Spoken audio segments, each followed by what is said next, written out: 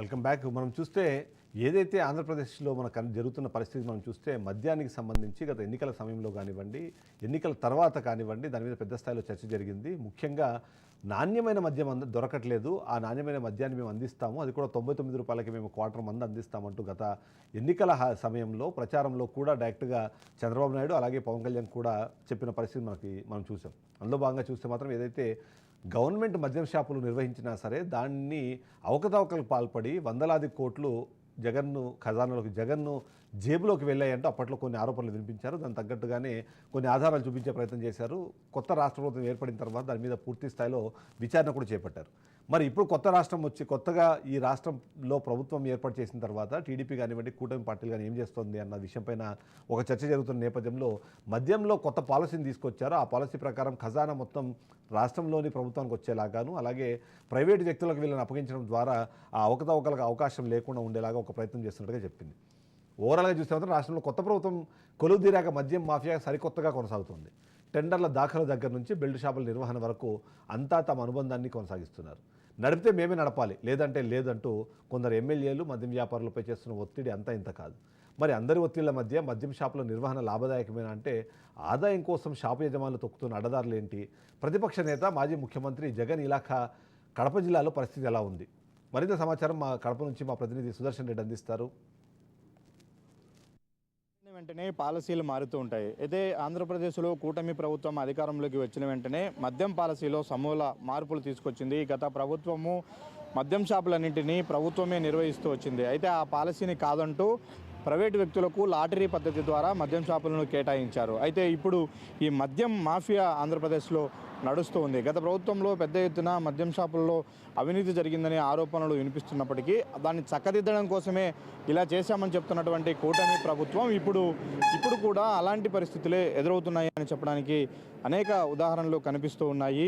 ఈ మద్యం షాపుల నిర్వహణకు సంబంధించి ముఖ్యంగా కడప జిల్లాలో 139 షాపులకు లాటరీ పద్ధతి ద్వారా ప్రభుత్వం అనుమతులు ఇచ్చింది. అయితే ఒక్కో షాపు కోసం డిపాజిట్లు కట్టించుకొని లాటరీ అంటే ఒక డిపాజిట్ ద్వారానే లక్షల రూపాయలు ప్రభుత్వానికి కోట్ల రూపాయలు ఆదాయం అనుగురింది. అయితే ఇప్పుడు అట్లా ఇచ్చినటువంటి 139 షాపులను కడప జిల్లాలో ఆయా ప్రాంతాల్లో నిబంధనలకు అనుగుణంగా ఏర్పాటు చేసుకున్నారు. అయితే దానిని రోజువారీగా నడిపే విధానంలో మాత్రం అనేక లోపాలు కనిపిస్తూ ఉన్నాయి.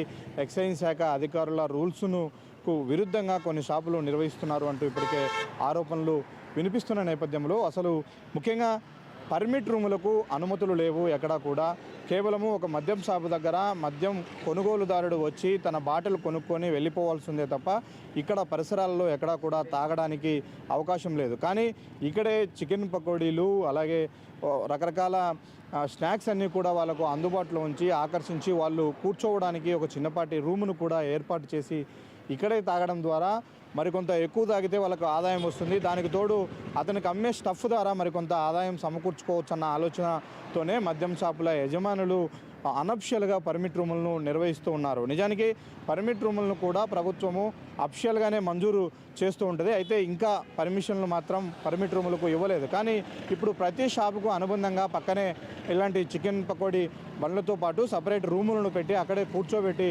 తాపుతూ ఉన్నారు. ఇది పూర్తిగా ఇప్పుడున్నటువంటి నిబంధనలకు వ్యతిరేకం. అయినా కూడా ఎక్సైజ్ శాఖ అధికారులు ఎక్కడ పట్టించుకుంటున్నటువంటి పాపాన పోలేదు. వాళ్ళు ఇప్పటికి కూడా మందుబాబులకు కాకుండా మద్యం వ్యాపారులకు వాళ్ళు సానుభూతి చూపించే ధోరణిలోనే ఉన్నారని చెప్పడానికి అనేక ఉదాహరణలు ఉన్నాయి. నిజానికి ప్రతి మద్యం షాపు ఉదయం 10 గంటల నుంచి రాత్రి 10 గంటల వరకే అమ్మాలి. కానీ కొన్ని మద్యం షాపులు ఉదయం 8 గంటల నుంచే మద్యము అమ్మకాలను చేస్తూ ఉన్నాయి. ఇక వైన్ షాపుల ఇక బార్ల విషయానికి వస్తే ఉదయం 11 నుంచి రాత్రి 11 వరకు నిర్వహించాల్సినటువంటి బార్లు ఉదయం 5 నుంచి 6 గంటల నుంచే బార్లలో మద్యాన్ని విక్రయిస్తూ నిబంధనలకు తూట్లు పొడుస్తూ ఉన్నారు. మద్యం కూటమి ప్రభుత్వం తెచ్చిన మద్యం పాలసీకి తూట్లు పొడుస్తున్నప్పటికీ ఎక్సైజ్ శాఖ అధికారులు మాత్రం చూసి చూడనట్టు వ్యవహరిస్తున్నారు. ఇక మరో ప్రధానమైనటువంటి అంశం బెల్ట్ షాపులు.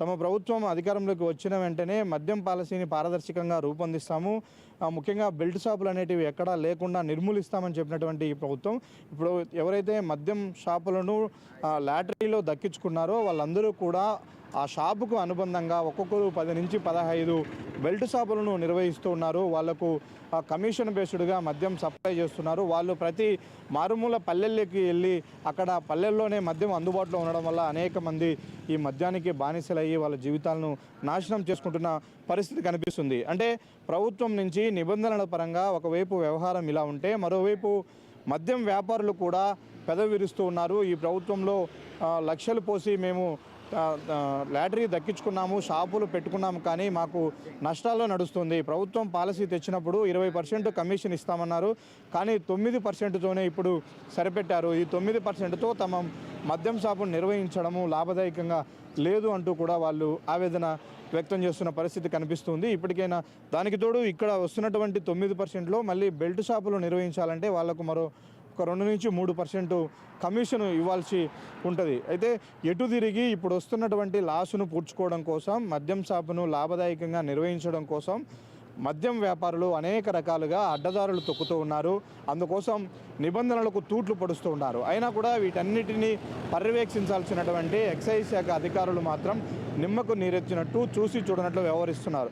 జిల్లాలో ఉన్నటువంటి ఎక్సైజ్ సూపరింటెండెంట్ మొదలుకొని ఏ ఒక్క అధికారి కూడా మీడియాకు స్పందించడానికి, కనీసం ఫోన్లో మాట్లాడి వివరాలు చెప్పడానికి కూడా వాళ్ళు వెనకడుగు వేస్తున్నారు. అంటే ఈ షాపుల నిర్వహణ పట్ల వాళ్ళ తీరు ఏ విధంగా ఉందో మనకు ఇట్లే అర్థమవుతోంది. వీడియో జర్నలిస్ట్ రాముతో సుదర్శన్ రెడ్డి, రాజ్ న్యూస్.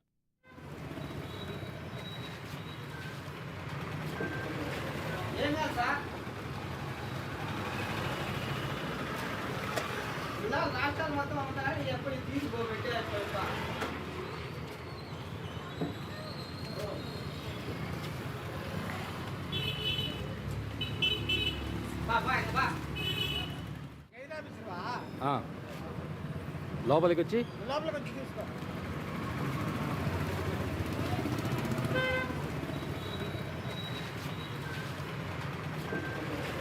ఏం కాదు సార్, ఇలా రాష్ట్రాలు మొత్తం అమ్ముతారా ఎప్పుడు తీసుకోబెట్టే